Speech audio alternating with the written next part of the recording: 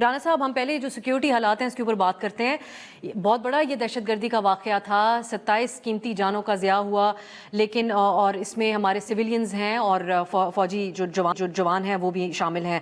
حکومت کی طرف سے ہمیں کچھ واضح سمجھ نہیں آتا. یہ جو ابھی تک جو زیر گردش ہے وہ بیان، وہ تو محسن نقوی صاحب کا انتہائی کیجول بیان کہ کسی آپریشن کی ضرورت نہیں، یہ سب ایک SHO کی مار ہے. آج سوال یہ اٹھ رہا ہے کہ کیا آپ اس معاملے کی گراؤنڈ ریالٹیز کو جانتے بھی ہیں اور اس حوالے سے کوئی اقدامات کر رہے ہیں؟ بسم اللہ الرحمن الرحیم. دیکھیں، ڈیلی ہمارے جو آرمڈ فورسز کے پرسنل ہیں وہ اپنی جانیں جو ہیں وہ شہادت سر انجام دے رہے ہیں ملک کے بارڈرز کو اور ان ٹیررزم کو جو ہے لڑتے ہوئے. اور اس کے اوپر دیکھیں، بالکل آپ نے جتنی بھی اس کو کنڈیم کریں وہ کم ہے.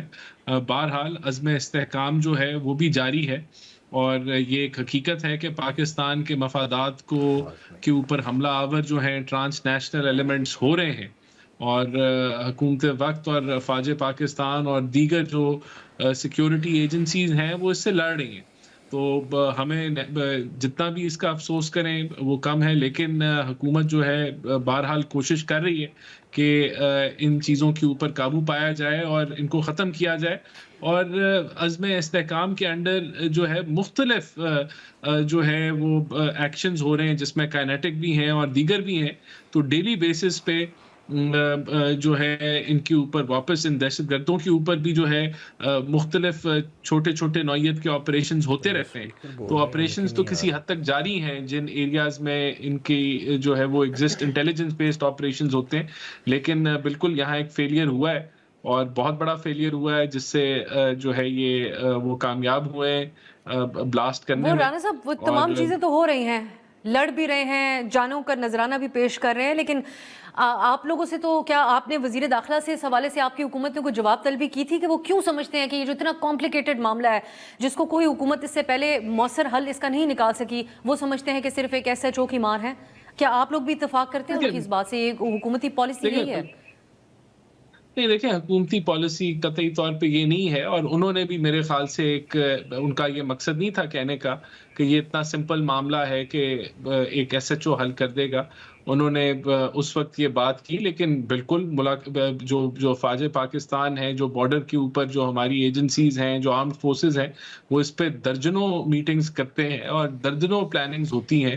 اور دیکھیں، ایڈوانٹیج ہے جب ایسا خودکش حملہ آتا ہے، لیکن ہم نے ان سے لڑنا ہے اور ہمارا ریزالو بڑا پکا ہے کہ اس دہشت گردی سے ہم نے خاتمہ حاصل کرنا ہے.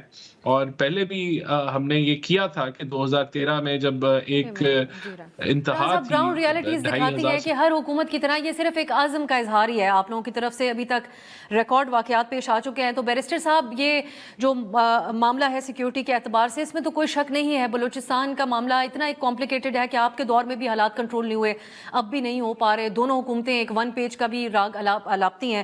آپ بطور اپوزیشن PTI اپنے لیے آواز ضرور اٹھائے. آپ لوگ خود بھی ایک مشکل دور سے گزر رہے ہیں، چیلنجنگ دور سے گزر رہے ہیں، لیکن آپ نہیں سمجھتے کہ بطور ایک بڑی اپوزیشن جماعت آپ لوگوں کو ان ایشوز کے اوپر بھی بات کرنی چاہیے اور حکومت کی توجہ اس طرف بھی مبذول کرنی چاہیے؟ جی، بے شک آپ نے بڑا رائٹلی پن پوائنٹ کیا ہے. ہم نے تو اسمبلی میں بھی کہا کہ اس میں نیشنل سیکیورٹی لیول کی ایک بریفنگ ہونی چاہیے، چاہے بے شک اس کو ان کیمرہ کر لیں، یہ ہونی چاہیے. دیکھیں، کیونکہ اس میں جب تک ہولسٹک اپروچ نہیں ہوگی، آپ دہشت گردی کو کبھی بھی پیس میل بیسس پہ ٹارگٹ نہیں کر سکتے. کسی جگہ کرفیو لگا دیں، کسی جگہ نفری بڑھا دیں، کسی جگہ رینجرز بھیج دیں، یہ حل نہیں ہے. حل کیا ہے کہ دیکھیں دہشت گردی کرا کون رہا ہے. آپ کو ڈائریکٹ پتہ ہے کہ BLA کو باہر سے فنڈنگ آ رہی ہے. وہ کون سی سورسز ہیں؟ ٹھیک ہے نا، BLA ادھر کی لوکل آرگنائزیشن، ڈسگرنٹڈ لوگ کھڑے ہوئے، آج وہ اتنے پاورفل ہو جاتے ہیں کہ وہ چاہتے ہیں تو چائنیز پہ بھی حملہ ایئرپورٹ کے اندر کر دیتے ہیں. ان کی انٹیل اتنی اسٹرانگ ہو گئی، آخر کیسے ہو گئی ہے؟ یہ ساری چیزیں ہیں جن کو دیکھنے کے لیے ہمیں جو ہے نا ایک ریوزٹ کرنا پڑے گا چیزوں کو، اور ایک پراپر پالیسی بنانی پڑے گی. جب تک آپ پالیسی نہیں بنائیں گے، اگر آپ پالیسی یہ رکھیں گے کہ جی آپ میڈیا کے سامنے جی سافٹ ہو جائیں کہ کہ برکات انٹرویو آپ سے لے, آپ کہیں کہ جی ہم اچھے تعلقات کے خواہ ہیں اور بھارت ادھر جو ہے نا دہشت گردی کو سپانسر کرے, تو ایسے نہیں چلے گا. دیکھیں مودی اس طرف ڈائریکٹ دھمکیاں لگا رہا ہے, وہ کہتا ہے میں نے 370 کو دفن کر دیا ہے. تو دیکھیں آپ کو بھی اپنے ایشوز کے ساتھ کھڑا ہونا پڑے گا. آپ بے شک خواہش رکھ لیں, نیبرز کے ساتھ اچھے تعلقات ہونے چاہیے, مگر جب ایک نیبر تلا ہوا ہو آپ کے ملک کو ڈیسٹیبلائز کرنے, تو کہیں تو آپ کو لائن ڈرا کرنی پڑے گی. اور کوئی بھی ایلیمنٹ جو فورن ہے فنڈڈ ہیں ان کا سدباب کریں, ورنہ یہ نہیں چلے گا. اس طرح یہ پراکسی وار, ہم اوروں کی پراکسی وار اپنی زمین پہ لڑتے رہیں, یہ کب تک چلتا رہے گا؟ کہ کبھی ہم کسی کی ایکسپیریمنٹیشن کے لیے استعمال ہوں, کبھی جو ہے نا ہم اور طرف چلے جائیں. ٹھیک ہے, ہمارا ملک پاکستان ہے, 25 کروڑ کا ملک ہے, اس کے اپنے مسائل ہیں. ہم ان پہ تب ہی توجہ دے سکیں گے جب ہم دہشت گردی کی لپیٹ سے نکلیں گے. اور ساتھ ہی ساتھ دہشت گردی کی لپیٹ سے نکلنا ہے تو پولیٹیکل سٹیبلٹی بھی سسٹم میں لانی پڑے گی. دیکھیں اس کے لیے بھی قربانیاں دینی پڑیں گی. دیکھیں کسی سٹیج پہ جو ہے نا ہمیں ڈیسائیڈ کرنا پڑے گا. غلطیاں ہر کسی سے ہوتی ہیں, مگر پاسٹ کو کہیں نہ کہیں بری کرنا پڑے گا. اگر پاسٹ کو نہیں بری کریں گے, انہی ڈفرینسز کے ساتھ چلتے رہیں گے, تو پاکستان جس سٹیج پہ جا رہا ہے, دیکھیں آج IMF نے ہمیں گلے سے پکڑ لیا ہے. وہ آپ کو مرضی کے ٹیکسز بھی لگواتا ہے, اور جو آپ نہیں ریکور کر سکتے. آپ کی اکانومی میں اتنی سخت ہی نہیں ہے, جب تک اکانومی چلے گی. اس پہ آپ ضرور آگے جا کے کامنٹ کیجیے گا. یہ جو آپ نے بات کی بیرسٹر صاحب کے اعتماد میں لیا جائے, اس پہ رانا احسان صاحب یہ بات اسد کیسر صاحب نے بھی کی کہ جو سیاسی جماعتیں ان کو اعتماد میں لیا جائے. تو کیا پالیسی ہے جو عمیر صاحب ذکر کر رہے ہیں کہ میاں صاحب بھی بھارت سے ٹریڈ کی بات کرتے ہیں, ہمارے سامنے بات آتی ہے کہ بھارت فنڈ کرتا ہے وہاں پر دہشت گردی کو. ایک ہمیں بیانیہ اسٹیٹ کا نظر آتا ہے جو ایکٹیوسٹ ہیں وہاں پر, ان کے حوالے سے کہ یہ دشمن کی پراکسی ہیں, لیکن ساتھ یہ نہیں بتایا جاتا بطور میڈیا میرے لیے اس موضوع پہ بات کرنے کے لیے کہ کیا ایسی چیزیں ہیں, جواز ہیں, جس کی بنیاد پہ ہم یہ بات کر رہے ہیں بطور ریاست. سو آپ نہیں سمجھتے کہ اعتماد میں قوم کو بھی لینے کی ضرورت ہے اور سیاسی جماعتوں کو بھی اس معاملے پہ؟ نہیں دیکھیں بالکل اس میں تو کوئی شک نہیں ہے, کنسنسس بلڈنگ ان معاملات پہ ہونی چاہیے. اور ایپیکس کمیٹی میں جب عزم استحکام کی بات کی تو اس میں 4 صوبوں کی ریپرزنٹیشن تھی اور ادھر اعتماد میں لیا گیا, لیکن اس کے باوجود اس کو ایک سیاسی رنگ پہنایا گیا. اور دہشت گردی دیکھیں ہمیں نہیں بھولنا چاہیے کہ یہاں جو نیگوسیشنز کی گئی وہ کس دور میں, ہمارے دور میں تو 2013 سے 18 میں دہشت گردی پہ بڑا قابو, 2 بڑے آپریشنز کیے گئے اور قابو پا لیا گیا. پھر کس کے دور میں نیگوسیشنز کی گئی ان دہشت گردوں سے کہ ان کو موقع ملا کہ وہ ریکوپ ہوئے اور دوبارہ سے دہشت گردی نے سر اٹھایا. اب دوبارہ ہم ان کے خلاف جو ہے وہ ایک جنگ لڑ رہے ہیں, اور درجنوں نہیں ہر روز آپریشنز ہوتے ہیں ان کے خلاف. کنسنسس بلڈنگ ہونی چاہیے, لیکن یہاں تو جب کنسنسس بلڈنگ کی طرف آپ بڑھے تو آپ نے دیکھا کہ عزم استحکام کو کس طریقے سے پولیٹیکل نوعیت بنائی گئی اور ایسا رنگ دیا گیا کہ یہ کوئی سیاسی آپس میں جو ہے وہ کوئی پارٹیز کی جنگ ہے, اور اس کو کہا کہ جی یہ نہیں ہم ہونے دیں گے, ایسا ہونے نہیں دیں گے. تو میں سمجھتا ہوں کہ کنسنسس بلڈنگ ہونی چاہیے. اور اپوزیشن برائے اپوزیشن صرف اس لیے کہ آپ اقتدار میں نہیں ہیں اور آپ کا جو ہے وہ کام یہی ہے کہ آپ نے ملک کو ڈی اسٹیبلائز کرنا ہے, یہی اپروچ بھی نہیں ہونی چاہیے. تو پھر چیزیں جو ہیں وہ بالکل آگے بڑھیں گی. گورنمنٹ اور اپوزیشن جو ہے میں تو سمجھتا ہوں کہ دہشت گردی کے اوپر سب لوگوں کو 1 پیج پہ ہونا چاہیے, اور اس کے اوپر گورنمنٹ کی ذمہ داری ہے کہ وہ کنسنسس بلڈنگ کرے, لیکن اپوزیشن کی بھی ذمہ داری ہے کہ وہ ہر اس معاملے کے اندر جو ہے وہ سیاسی رنگ نہ دے. ٹھیک ہے, اور ہمیں اس بات کا بھی انتظار ہوگا کہ حکومت وزیر داخلہ کے بیان کی بھی کوئی وضاحت دیتی ہے یا نہیں, جو کہ کافی مضحکہ خیز ساؤنڈ کیا ایک بڑے سنجیدہ موضوع کے اوپر, جو انہوں نے کہا تھا کہ یہ صرف ایک SHO کی مار ہے. بیرسٹر صاحب ہم آگے بڑھتے ہیں. اب رانا ثناء اللہ صاحب کی جس گفتگو کا ہم نے حوالہ دیا, آغاز میں سنوایا بھی, انہوں نے ایک تو 190 ملین پاؤنڈ کیس کا حوالہ دیتے ہوئے کہا کہ ان کو یہ لگتا ہے, ان کے تجزیے کے مطابق نہ صرف خان صاحب کو اس میں سزا ہوگی بلکہ ان کو عنقریب باہر آتے ہوئے بھی نہیں نظر آ رہے. دوسری بات بھی انہوں نے کی اسٹیبلشمنٹ کے حوالے سے کہ جو موجودہ قیادت ہے اسٹیبلشمنٹ کی, ان کے نہ ہی ابھی تک انہوں نے 2 سال انگیج کیا, اگلے 3 سال بھی نہیں کریں گے. یہ ایک پریشان کن صورتحال ہے عمیر صاحب آپ لوگوں کی جماعت کے لیے, کیونکہ آپ کے بہت سے لوگ اس طرف بھی نظر جمائے بیٹھے ہوئے تھے کہ ہماری بات ہو جائے گی وہاں پر. اچھا جی, جہاں تک خان صاحب کی کیس کا تعلق ہے وہ القادر کیس کا حوالہ دے رہے ہیں. القادر کیس آپ کے سامنے ہے کہ کب سے لنگر آن ہوتا آ رہا ہے, اور ایک ٹرسٹ کے اگینسٹ کیس بنایا گیا, اور بنایا گیا ایسی چیز کا جس کے نا خان صاحب بینیفیشل اونرشپ ان خان صاحب کی ہے, ٹھیک ہے, ایک ٹرسٹی ہیں, ٹھیک ہے, اور سارا مینیج کر کے چلایا جا رہا ہے, اور سزا کنوکشن جو رانا ثناء اللہ صاحب کہہ رہے ہیں وہ پرائر ایکسپیرینس سے کہہ رہے ہیں کہ ہم نے عدت والے کیس میں, ہم نے توشہ خانہ والے میں, ہم نے سائفر والے میں اسی طرح کی سزائیں دیکھی ہیں, اور پھر وہ سزائیں ہم نے ہائی کورٹ سے گرتی ہوئی بھی دیکھی ہیں, ریورس ہوتی ہوئی بھی دیکھی ہیں.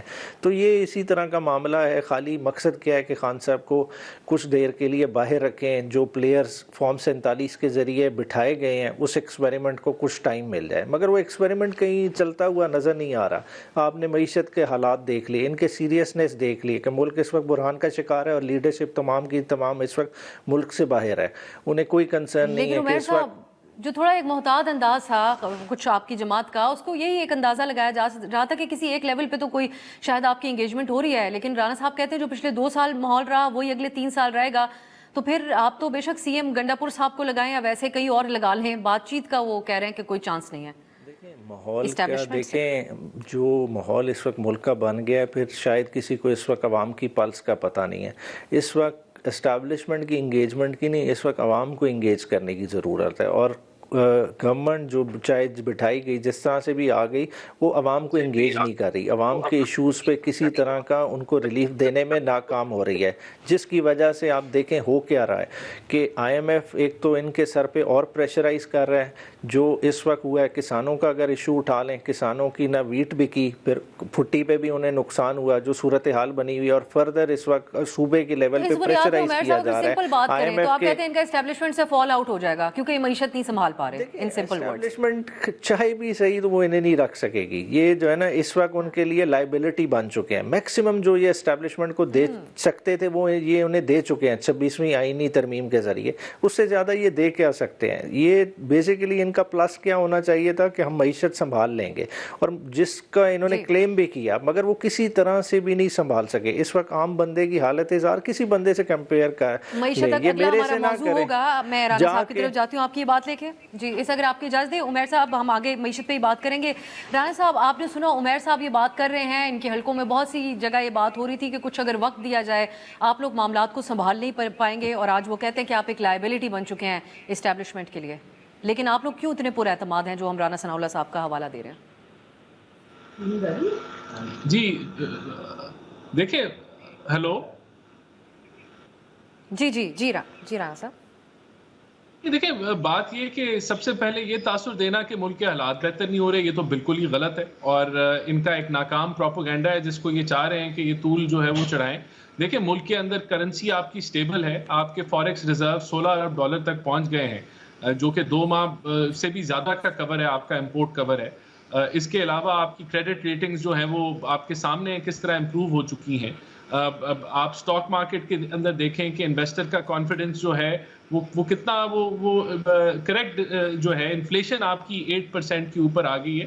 ہر لحاظ سے آپ کی ایکسپورٹس بڑھ رہی ہیں, ریکارڈ ریمیٹنسز آپ نے جو ہے وہ ابھی دیکھی ہیں. تو ملک کی معیشت تو بالکل درست سمت کے اوپر جا رہی ہے, اور یہ کہنا کہ آئی ایم ایف جو ہے وہ دوبارہ آ گیا, انشاءاللہ 90% کمپلائنس ہے آن آل مائل سٹونز جو ہم نے ان کے ساتھ رکھے تھے, تو ہم تو بڑے کمفرٹیبل ہیں. یہاں دیکھیں جو بات ہے وہ ان کا جو سوابی میں ایک میڈیوکر جلسہ ہوا جس کے اندر انہوں نے تڑیاں لگائیں کہ ہم پتہ نہیں کیا کر دیں گے اور کیا ہونے جا رہا ہے. اسی طرح کی تڑیاں انہوں نے لگائی تھی کہ 14 دن میں ہم خان صاحب کو چھڑا لیں گے, کچھ نہیں کر سکے. اسی طرح کی گنڈا پور صاحب نے تڑی لگائی تھی کہ اگر فلانا آدمی چیف جسٹس نہیں بنا تو پاکستان بند کر دیں گے. پھر نئے چیف جسٹس کے اوتھ ٹیکنگ کے اندر آ گئے.